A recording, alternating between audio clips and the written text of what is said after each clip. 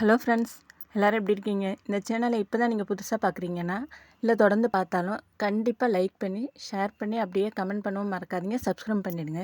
இந்த nomination process நடந்துகிட்ருக்கு. அதில் வந்து விசித்ரா யாரை சொல்கிறாங்கன்னா, பிராவோவையும் விக்ரம் சரவணனையும் சொல்கிறாங்க. விக்ரம் சரவணன் வந்து எதுவுமே செய்யாமல் அவர் பாட்டுக்கு ஃப்ரீயாக இருந்துகிட்டே இருக்கிறாரு.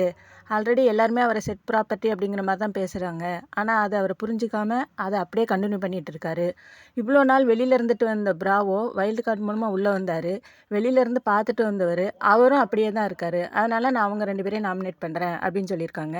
அர்ச்சனா எந்த 2 பேரை பண்ணியிருக்காங்கன்னா, வழக்கம் போல் மாயா, பூர்ணிமா தான். இவங்க 2 பேரும் மற்ற எல்லாரையுமே சேர்த்துட்டு கெடுத்துட்டுறாங்க, டேமேஜ் பண்ணிடுறாங்க. பாய்சன் இவங்க 2 பேரும். ஜோவிகாவை கூட இவங்க குரூப்பில் சேர்த்துக்கிட்டு கெடுத்து வச்சுருக்காங்க அப்படின்னு சொல்லி நாமினேட் பண்ணியிருக்காங்க. தினேஷ் யாரை நாமினேட் பண்ணியிருக்காங்கன்னா, விசித்ராவையும் அர்ச்சனாவையும் பண்ணியிருக்காங்க. ஏன்னா அர்ச்சனாவை பற்றி இவரோட கருத்து என்னென்னா, அர்ச்சனா வந்து ராஜா வீட்டு கண்ணுக்குட்டி மாதிரி இருக்கணும், ஃப்ரீயாக இருக்கணும்னு பார்க்குறாங்க. எல்லாத்துலேயும் சுறுசுறுப்பாக இருப்பாங்க. வேலைன்னு வந்துட்டா அப்படியே சோர்ந்து போயிட்டு நான் செய்ய மாட்டேங்கிற மாதிரி இருந்துருவாங்க. எல்லாருக்கிட்டையும் மரியாதை எதிர்பார்க்குறாங்க. ஆனால் இவங்க எல்லாருக்கும் கொடுக்குறாங்களாங்கிறது சந்தேகம் தான். உள்ளே ஒன்று பேசுவாங்க, வெளியில் ஒன்று பேசுவாங்க. அதனால் நான் இவங்களையும் நாமினேட் பண்ணுறேங்கிறாங்க. என்ன நினைக்கிறீங்க? இந்த 3 பேரும் நாமினேட் பண்ணியிருக்கவங்களுக்கெல்லாம் கொடுத்துருக்க ரீசன் கரெக்டானதுன்னு நினைக்கிறீங்களா? கரெக்டான கமெண்ட்டில் சொல்லுங்கள்.